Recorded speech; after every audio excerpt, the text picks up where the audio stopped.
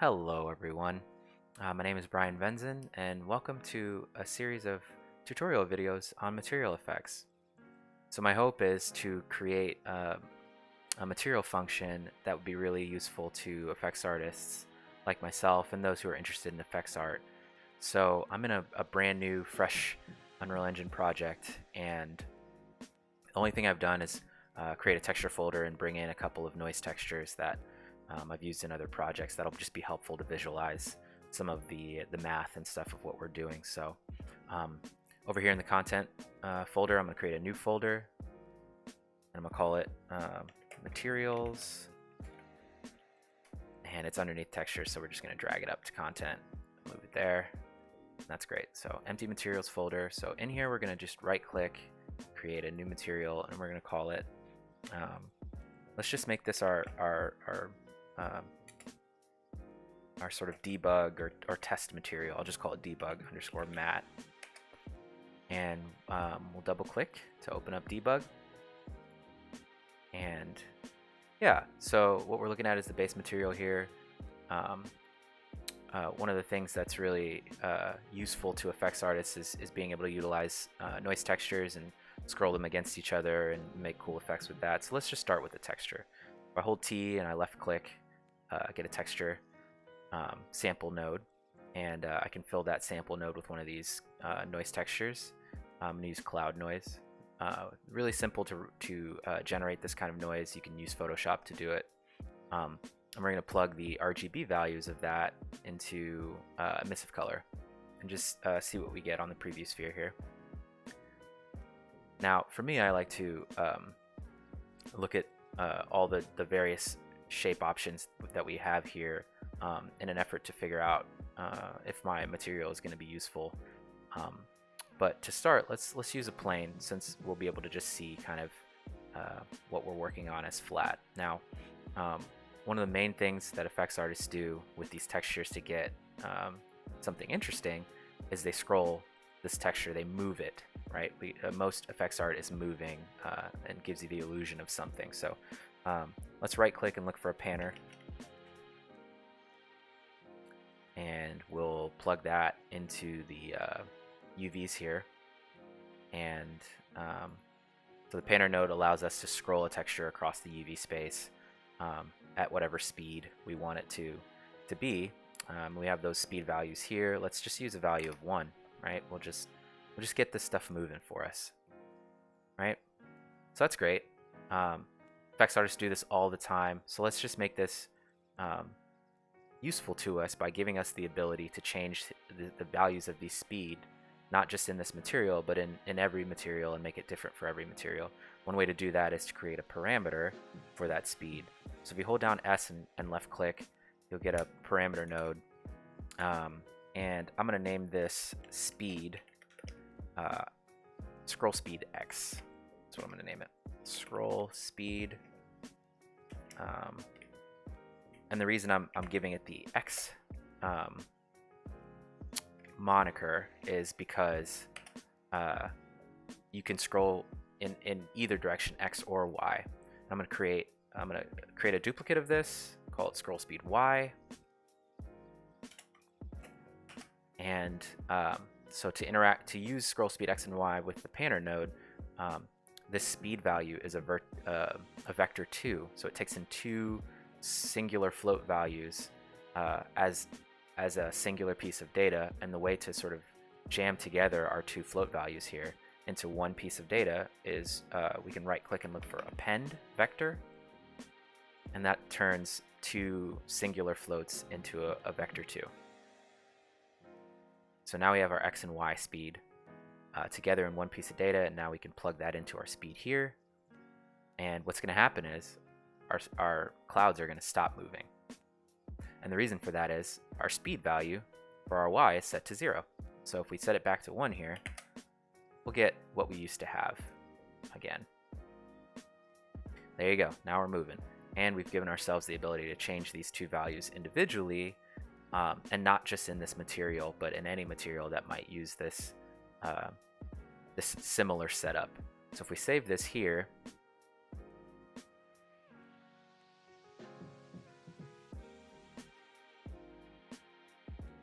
we jump out to our project and we right click on debug mat and create a material instance of that.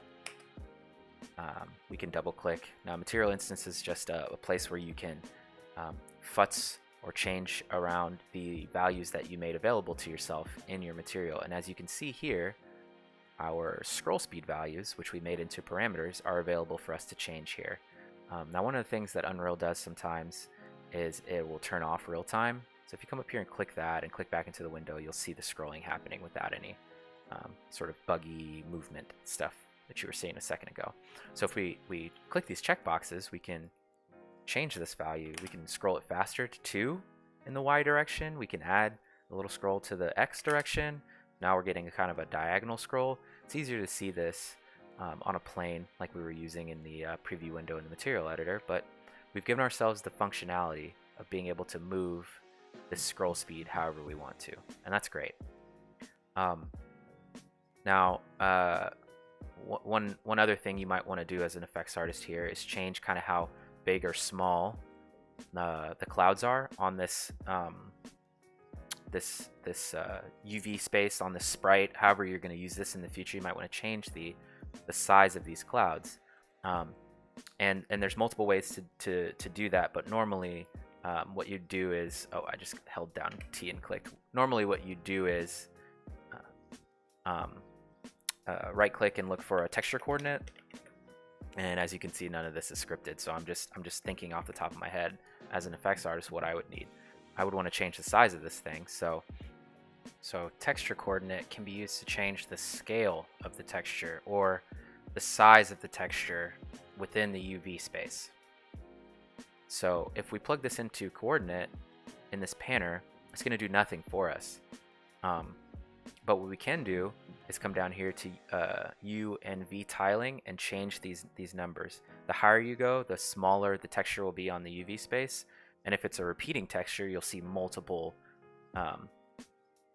iterations, instances of that texture shown across the UV space as this number gets higher. So if we set V to 2, we're going to see 2 times as much texture information laid out on the card, right? So you're seeing kind of your texture get squished, right? Because it's trying to fit the texture on the UV space twice over vertically.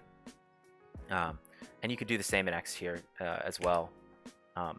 Now, again, just like with the speed, you are probably going to want to do this in a parameter because you're going to want to change this, and it might be different for multiple different kinds of materials if you're going to use this for some of your effects. So one good way to make that possible is to, instead of changing the tiling here, is to give yourself a parameter value just like our scroll speed that we can change that scale on the fly. That change of scale is simply just a multiply operation against your texture coordinates. So if we hold down M and click, you get a multiply. And then just like here, this texture coordinate is just 2 bits of data called a vector 2 that we can change separately. And so if we just copy paste our append here and our parameter values and change the names of these to say something like texture scale X, we'll just use the abbreviation text scale X, and we come down here to the other one and we can call this text scale Y, and we plug that in to our multiply here. Essentially, it's going to multiply these 2 values against the directions we want and give us the ability to change that scale in our instance. So we're going to save this. And the one thing that is a problem here is that my texture scale for for X is 0. So let's just make this 1 by default. And we'll save that. And we'll go over to our debug material instance. And we'll see it's scrolling pretty quickly. So let's just bring that back down so it's something we can kind of see. And if we go over here to our texture scale, you'll see they're both available to us now. And we can make this, 5, right? And so we'll see 5 sort of scrunched together revolutions of this texture across the UV space now, because it's trying to fit 5 onto the UV space here. And we can do the same in our Y. We can do 5. So now that texture is repeated multiple times over in an effort to fit it all on the UV space based on these values. And that's really useful to effects artists and being able to kind of get some variation in size and movement on our card. So we'll save that, and we'll flatten out these values so we get what we started with. And let's go back to our debug material. So now we got texture scale, we got texture speed. We could maybe use I guess I would want to be able to add some offsets to the texture as well. So we could do just a simple add node here. And just for people who are interested in kind of how the panner node works, if we didn't want to use a panner node, we could use an add here to get the same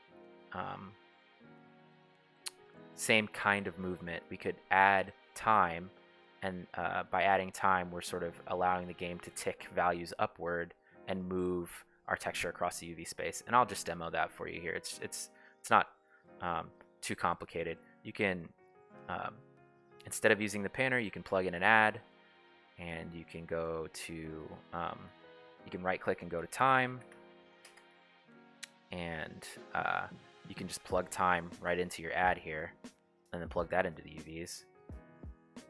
So instead of using the panner now, we're using a time node that moves the texture across the UV space in the U and the V at time, essentially. Every tick, it moves it. And since the game's constantly ticking, we get constant movement. And that's the same as the panner node, except for the panner node gives you some built-in functionality to be able to change the speed. And we could do that here too. We could multiply against our time, and then make it a vector 2, and then we could do something like hold down M and click, multiply our against our time. We could do append node just like we did here. Actually, we don't even need to redo it. We could just plug our U and V speed into this time node, and then plug that into add.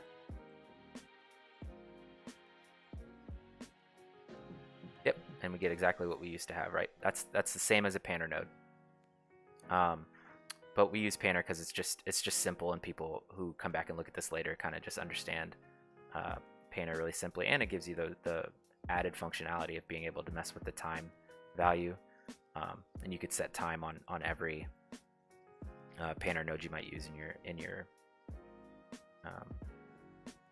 your material. Now the reason I showed you that is because what you might want to do at some point in the future is be able to change kind of where this texture starts on the card, and a good way to do that is just to add an add node here, and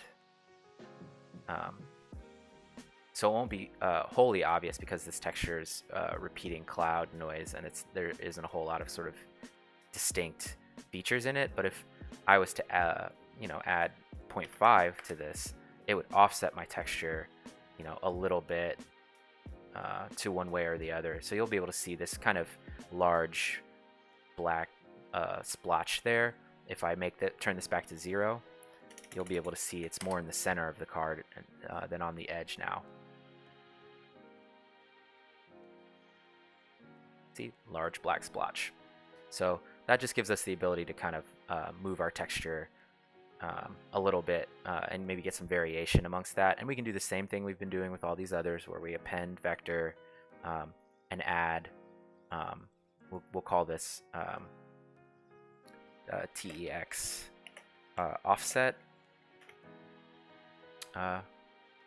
text offset X and text offset Y, and that'll give us the ability to do that as well.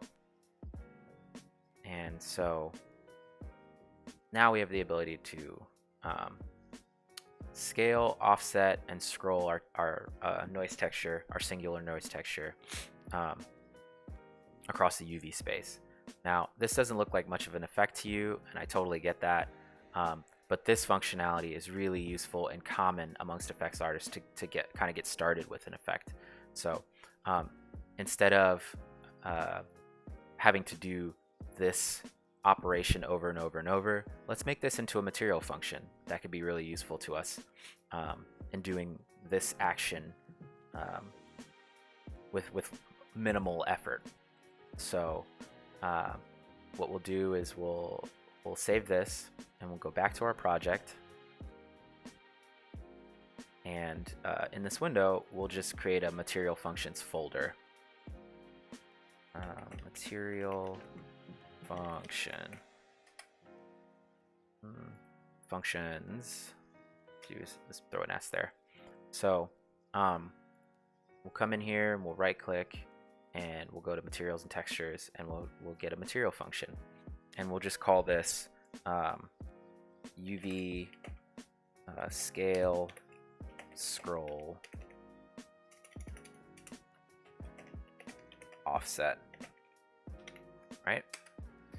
And we'll double click that, and what we'll do is we'll go back to our material and we'll grab all this stuff that we did, and we'll just come in here and we'll paste it. And so now this is in a material function, and what we'll want to do is give ourselves some parameters to then fill in later with this material function that are the same as these that we have here, but we'll just be able to do it really quick next time. So we'll need a texture coordinate node, some kind of coordinate piece to this material function. So to get a parameter in this material function that we can then fill in later, we have to right click and look for function input, and so that'll give us some inputs here, an input here. And what we'll probably want for coordinates is a vector 2, though we might change our mind about that in the future just based on what we're doing. But for now, we'll just make it a vector 2, and we'll just call this coordinates.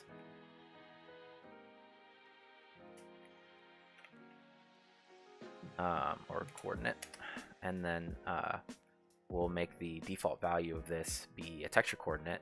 That way we don't have to fill it in later, and we won't get kind of a bug from or an error from the material editor when we go to use this material function later. So instead of plugging texture coordinate in, we'll plug in our function input that utilizes our texture coordinate, or later on whatever it is we plug in here. And just so you can see how this works, we'll plug this into the output node, and we'll save this. Actually, before we do that, one of the things that's really useful to do when you're creating material functions is to expose those material functions to the library. If this wasn't checked, we wouldn't be able to search for this material function in the list of the right-click node. We wouldn't be able to search for it, but because I checked that box, now it'll be here. So let's save this, and we'll go back to our material, and we'll right-click and look for UV underscore, and you'll see UV underscore scale scroll offset, right? And what's cool about it is because I made available the coordinates node, or the coordinates input in our material function, it's now available to me here in my material where I might use this. So let's go back to our material function and add some more functionality to it. So we want the ability to be able to fill our texture scale as well. So I'm going to copy paste our vector 2 here and rename this to be tex underscore scale, and we're gonna make sure that this has preview checked so we don't get any errors later when that's not filled. And instead of using these parameterized values, we're just going to turn these back into constants and plug this appended vector 2 into our text scale input, and we'll plug that into the multiply, and we will save, and we'll take a look at that here, and now we have our texture scale and our coordinates, right? So we're just building out a little easy scale scroll offset material function that we could then just plop down instead of having to do all of this functionality every time we want to do a scale scroll speed. So we'll do the same thing here. We'll copy, paste, and we'll call this one scroll speed.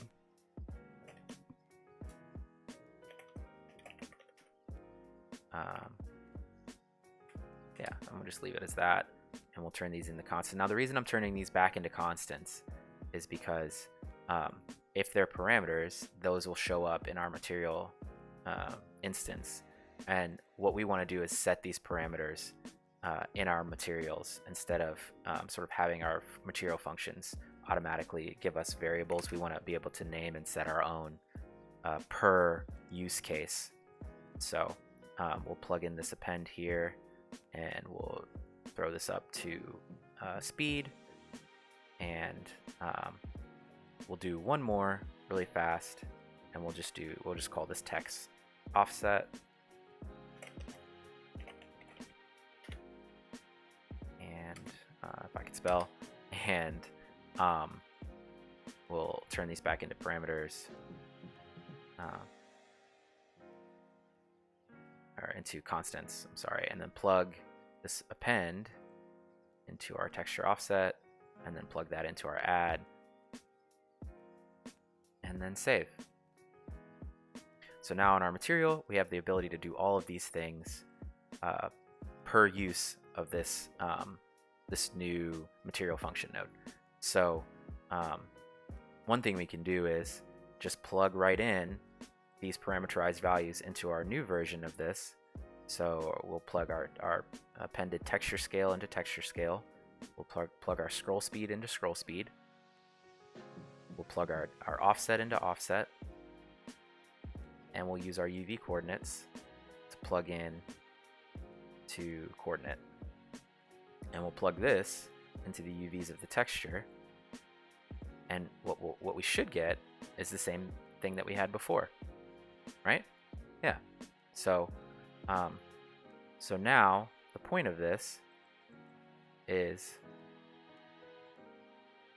if I wanted to, I could get rid of all of this, right? Because it's all captured here in this one kind of simple, clean node. And it gives us this ability to do that functionality with minimal effort, which is great for effects artists. Now, one of the things I like to do, because I'm really kind of anal about this stuff, is I like to rearrange where these pins are located, because there's definitely an order to this stuff, at least for me in my head. So texture coordinate is going to be the first thing in those list of pins, and so its sort priority here and its function input is going to be 0, and then everything that is after that is going to have a higher value. This is a 0 to whatever kind of hierarchy. So I'm going to do texture coordinate, then I'm going to do texture scale is going to be set to 1, and then scroll speed is going to be set to 2, and then texture offset is going to be set to 3. Now what this does is it reorders those pins to be the order that I want them to be. So now coordinate is the top one, texture scale, scroll speed, and then offset. And that just feels like the right order to me. And maybe that's just me as an effects artist, but that's the way I would be working on this. So what's cool about this, beyond the fact that we are going to save ourselves time in the future if we want to do more scrolling and scaling and offsetting, is that if I was to copy paste this, I have a whole nother version of this, again with no work at all, and I could, plug in a separate texture, which this kind of moves us on to the next part of this tutorial, which is this cloud doesn't look like much to me. These clouds don't look like much, but if I was to copy this texture sample, plug in a second UV scroll offset material function which we created, and create a separate set of values here, copy, paste, and give each of these parameters a 2 at the end. Let's just make it. Let's use letters B, right? And actually, we'll put it at the front. We'll do B underscore copy, or maybe texture underscore B. Yeah, we'll do it like that. So we'll just do ABs for each of these. So each of these parameters are going to be like this now, underscore. And we're just going to add this so that we can separate the values from each other in our parameter or our material instance. We're just adding a signifier, some kind of way of being like, this is the B version of these values versus the A version of these values. So text B, text B, text B. We're going to do it for these as well. And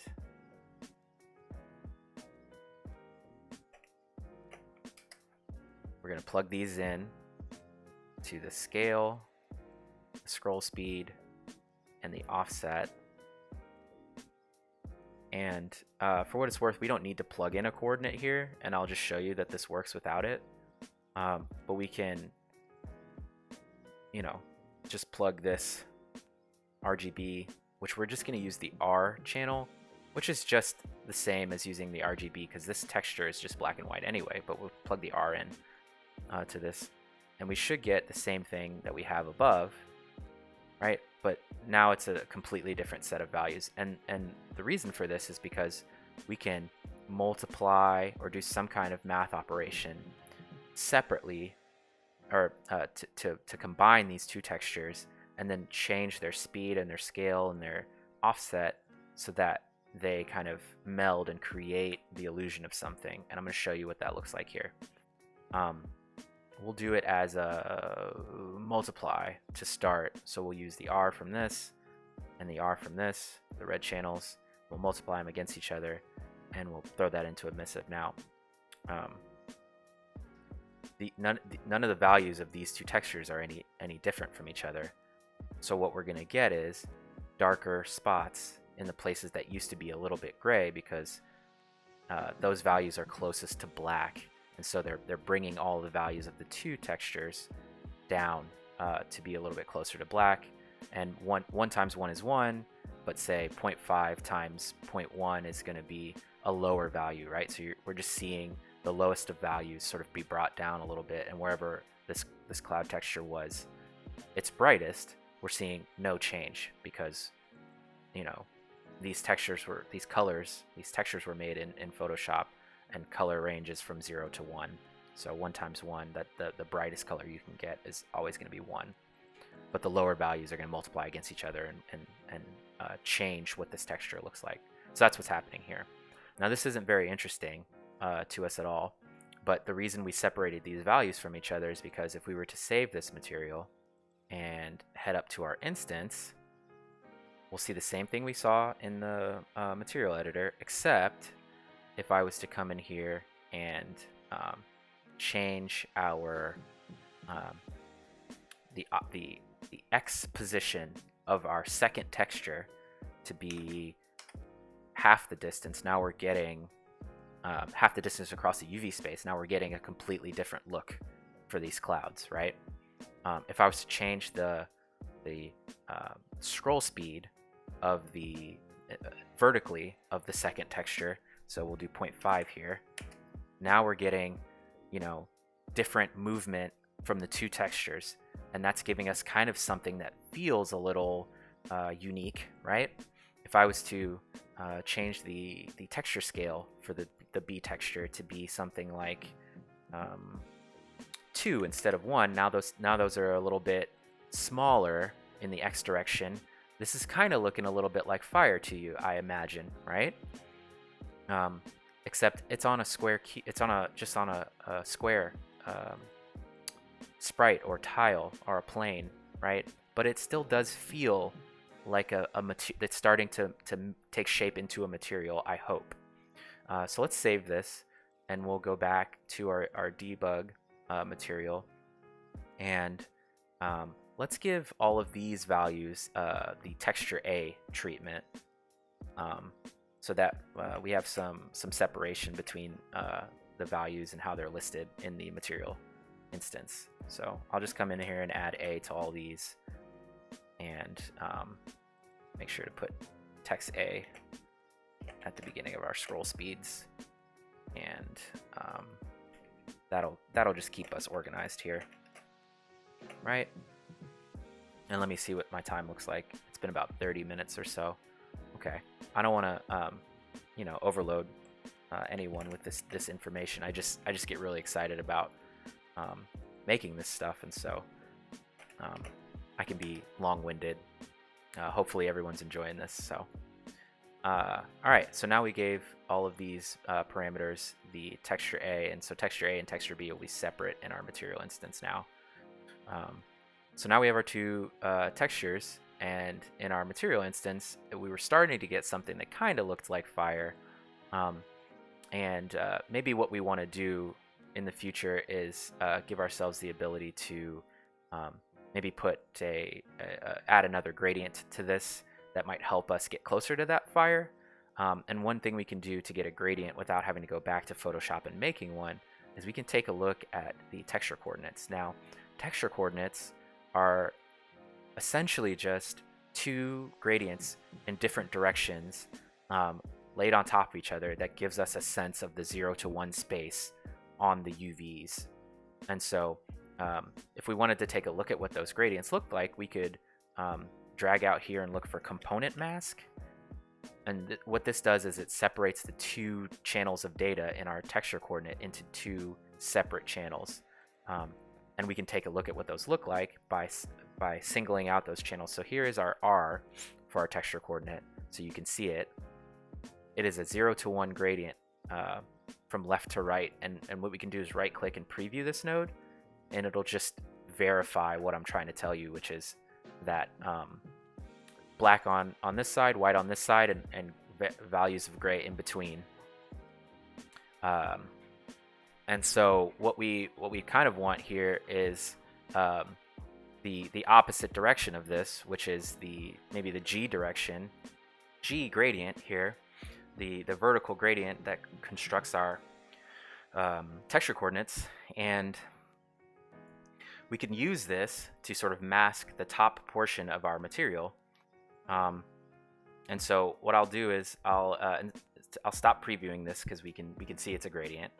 So right click, stop previewing, and what we'll do is we'll multiply this gradient against the multiplication of our two textures, and we'll throw that into emissive color.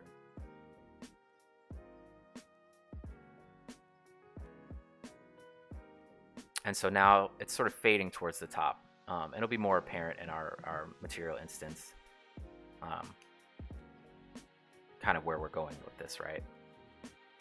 So if we go back to our material instance, you'll kind of see that we're getting kind of some scrolling noise that goes to the top and it kind of fades out, and maybe it's starting to look a little bit more like fire to you, right? So we'll come back over here and we'll give ourselves the ability to maybe change where that gradient drops.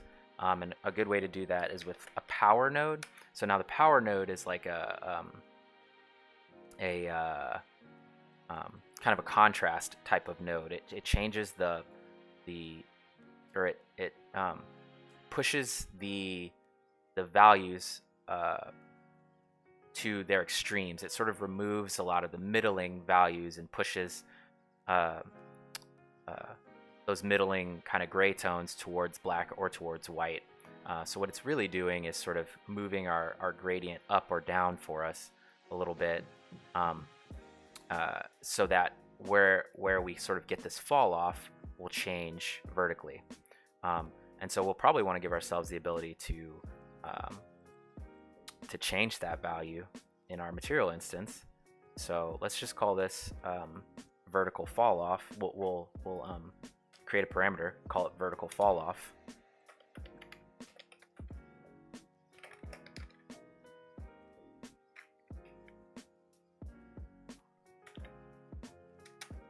Um, let's change this so it's just a little bit shorter. Vert fall off, or even let's just call this fall off V, because we might want more fall off later. Who knows, in the U direction. But for now, a default power value is 1. A value of 1 means essentially don't change anything about the contrast of this texture.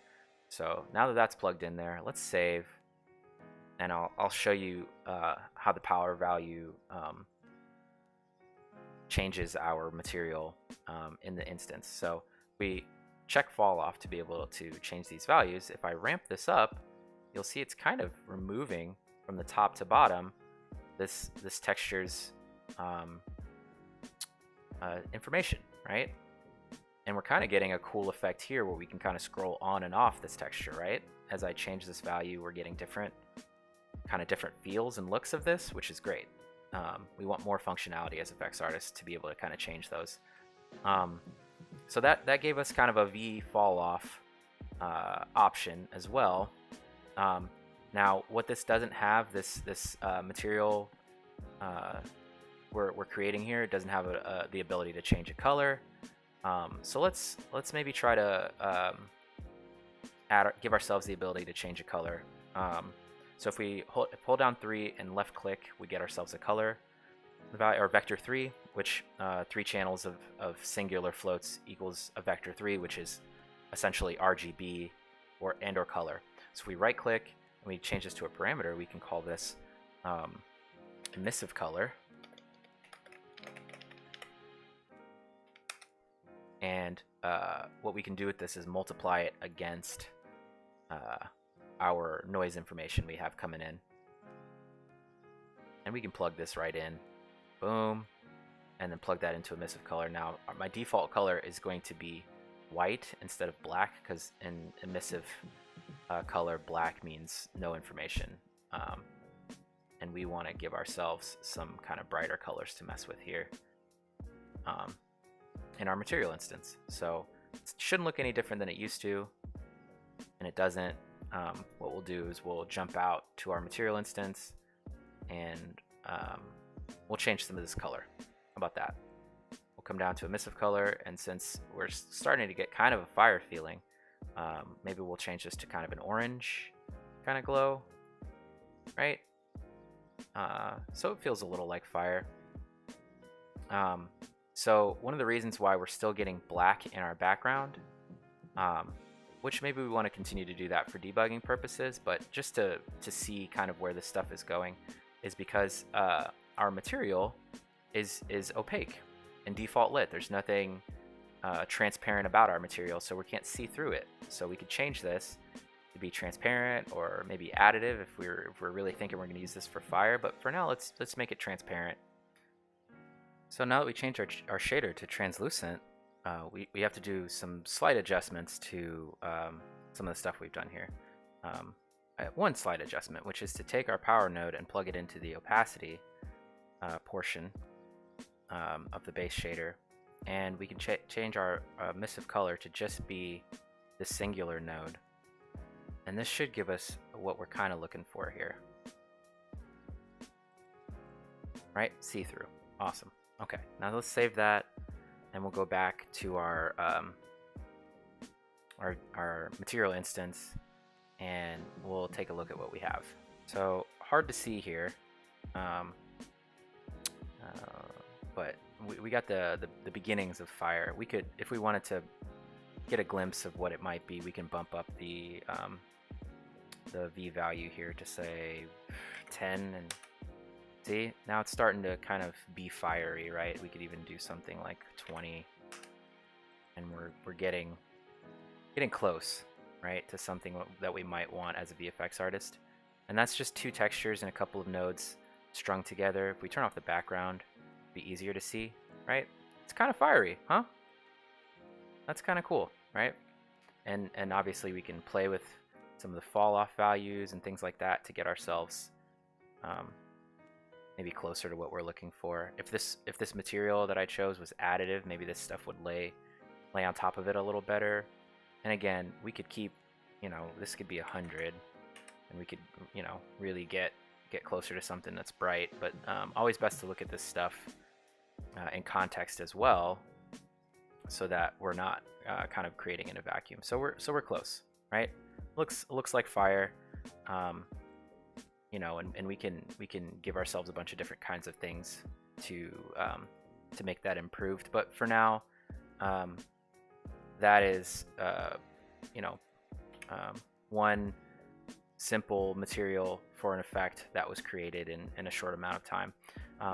Now, this isn't a lot of nodes, but it's still a lot to tangle with. So we could maybe even potentially turn all of this into a material function, so that when we go to create other material effects, we just have the ability to set the size, scale, and speed of the two textures we're using, and get some quick results. So we might do that here in a second, but I just remembered we haven't given ourselves the ability to change what these two textures are. So we can, there's kind of two different ways to do that, and there are reasons for the two different ways, but we're going to use the texture object way for now. So texture object parameter, and we're going to call this noise1.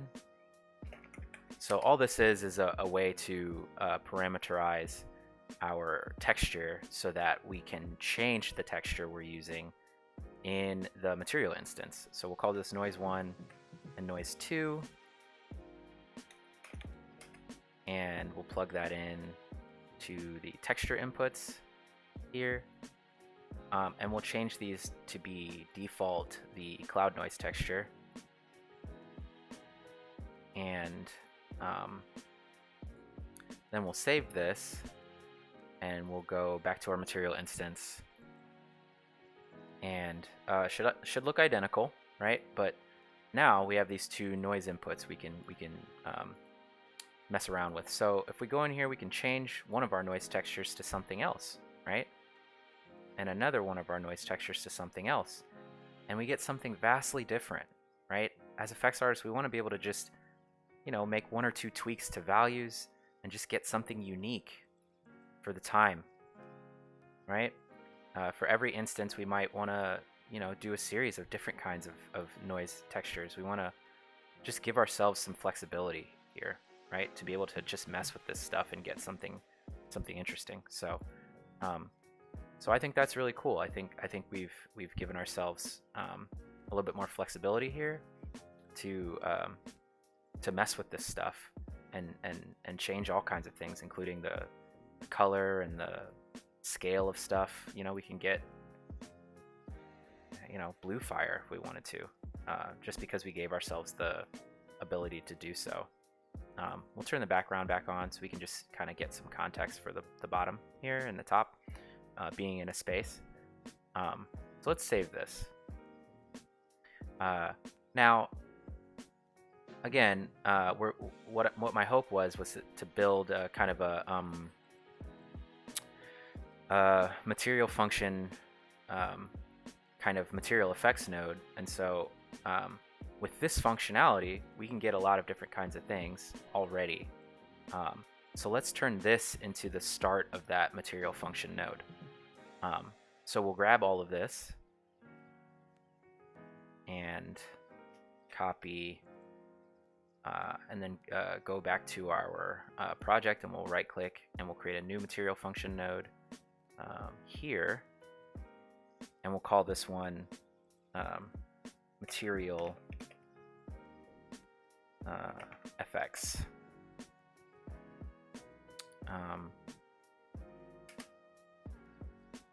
And we'll double click the material effects node, and we will paste what we copied, and let's turn this into something that we can just like we did with the UV scroll scale offset. Let's turn this into something that we can just drop in and start making edits to. So we'll plug our power node into our output, and we'll get rid of emissive color because we're going to want to set that in our materials. And we'll right click and look for a function input, and we'll name this coordinate again.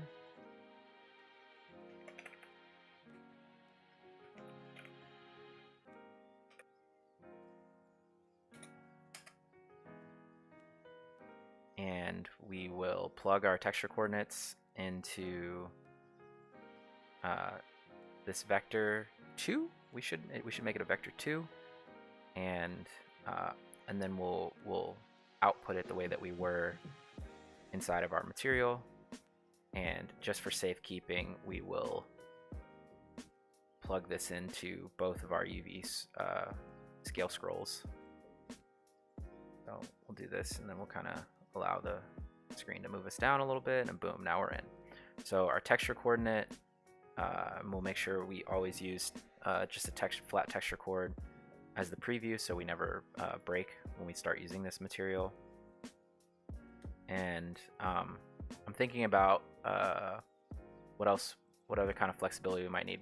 We may create kind of a series of different kinds of masks that help us get some different kinds of stuff.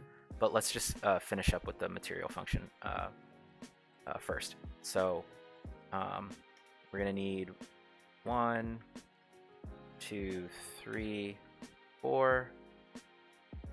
So we're probably going to need 8, right? 1, 2, 3, 4, 5, 6. We're going to use 6 of these. So 1, 2, 3, 4, 5, 6. And we're going to change the names of those. And then the only other thing we'll need is our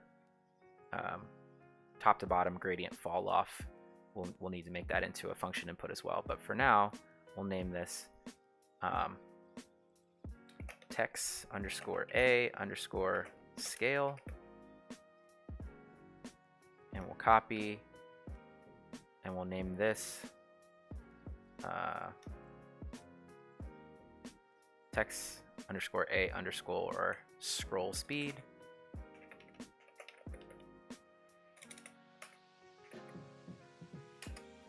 And we'll name this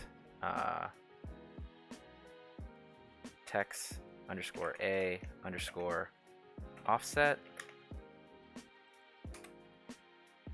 And so that'll cover the first 3. And what we'll need is one for our texture as well. So we'll just name this one texture, or we'll name this one text underscore a. How about that?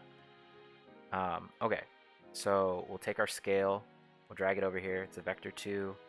We'll plug this in, and we'll plug this texture scale into this, which was the texture scale for our first UV scale scroll offset. And we will convert these back to constants. And we'll do the same for our scroll speed. Plug it into here, plug that into scroll speed over here, and we'll turn these into constants.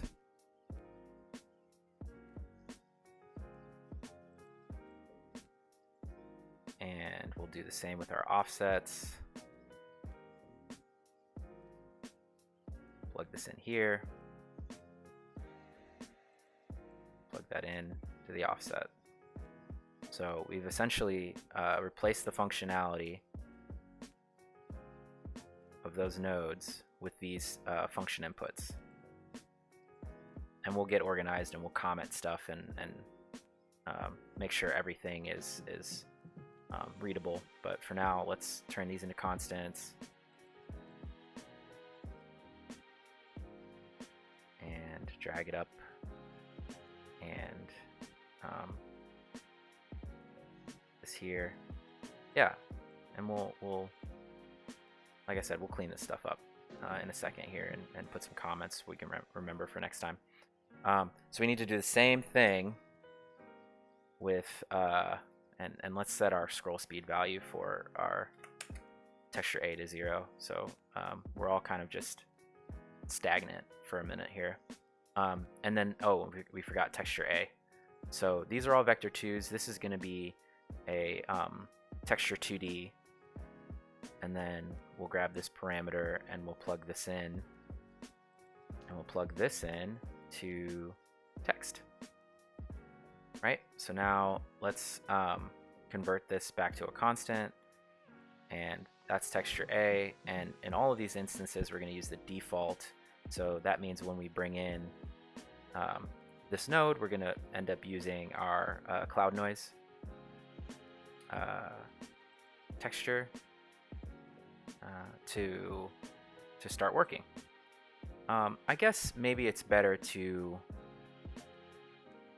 use the engine default so that way anyone who brings this into the project doesn't immediately get a broken reference. Let's just leave it at the default texture. That might be safest. And we'll grab all of this stuff and we'll comment it. You just to comment, you just select a series of nodes and press C on your keyboard, and we're just going to call this text A. And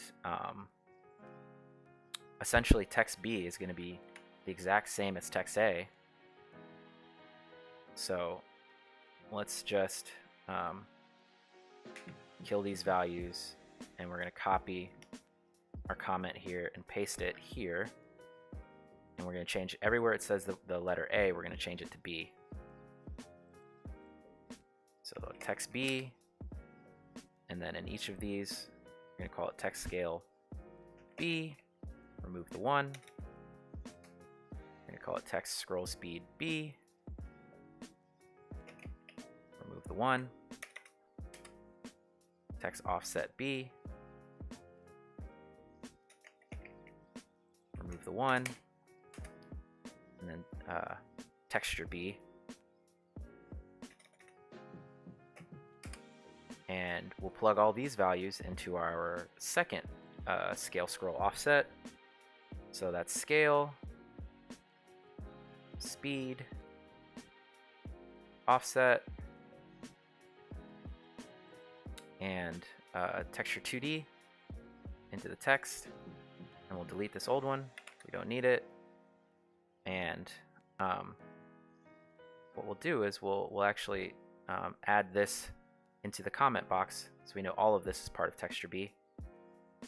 And we'll come up here and we'll add all of this to the comment box with texture A, making sure not to get our texture coordinate, because those are kind of universal. And yeah, and then I think what we'll do is we'll start a section just called masks or something like that, where we can give ourselves some different different kinds of masks to get different kinds of effects, and kind of the math that helps to change the contrast of those masks. So we'll move this up here, and we'll just call this mask, comment, masks, and we'll expand the masks section next time around. But the one thing we want to do here is change our fall off V into a function input. Function input, and we'll call this, it's going to be a scalar value. We're going to call this fall off V.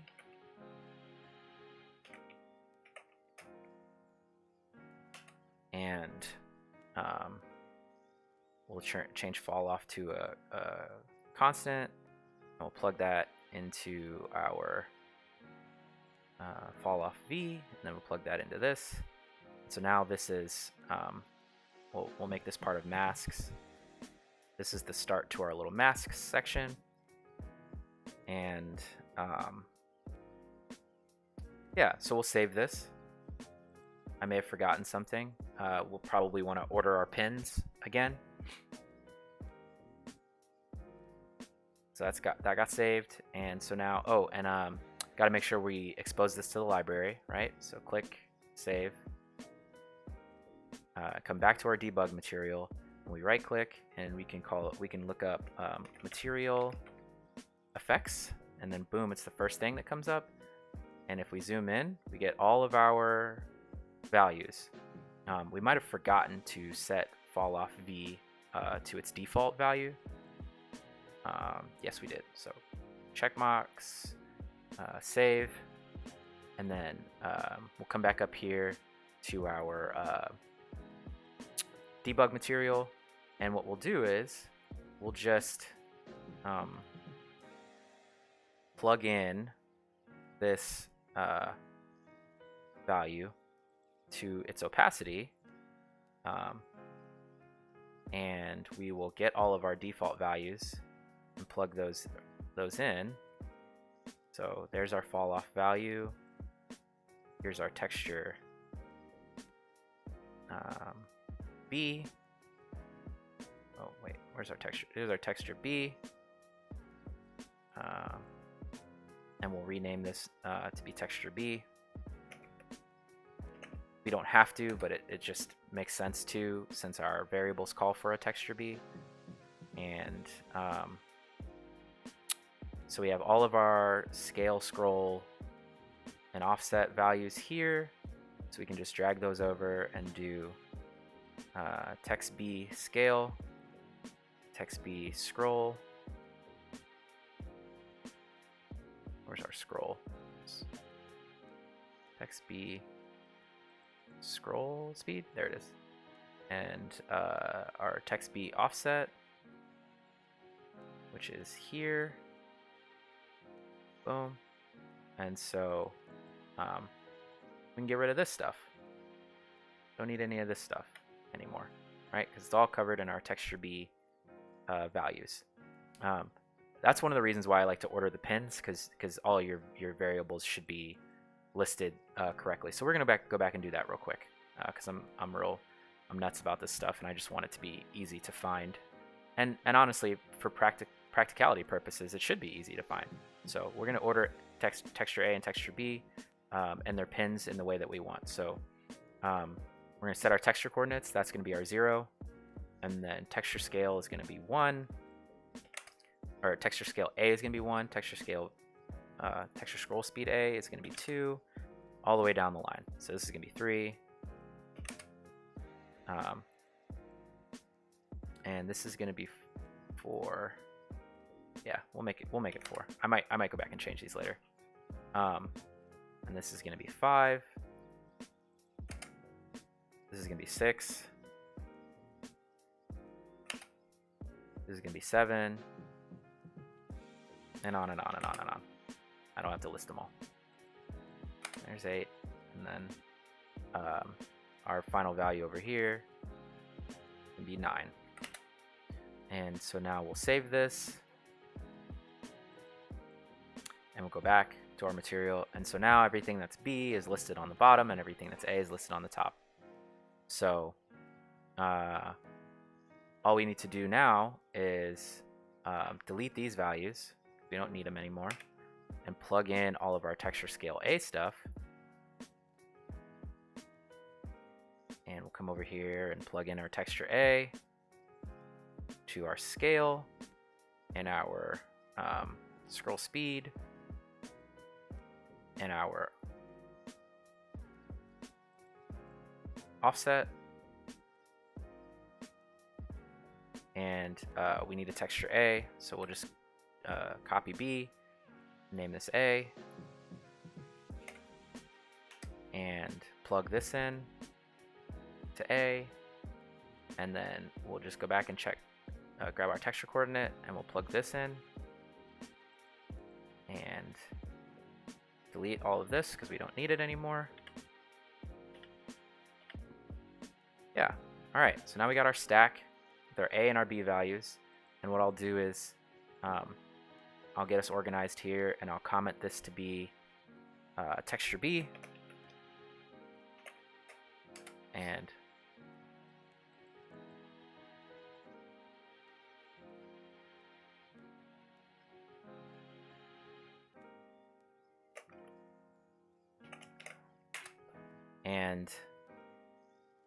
we'll save this,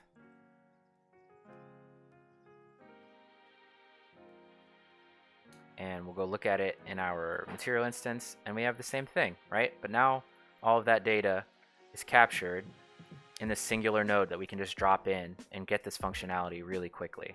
So hopefully you learned something today, and the entire project, including all of the textures and the material function node for part 1, will be available on my Patreon.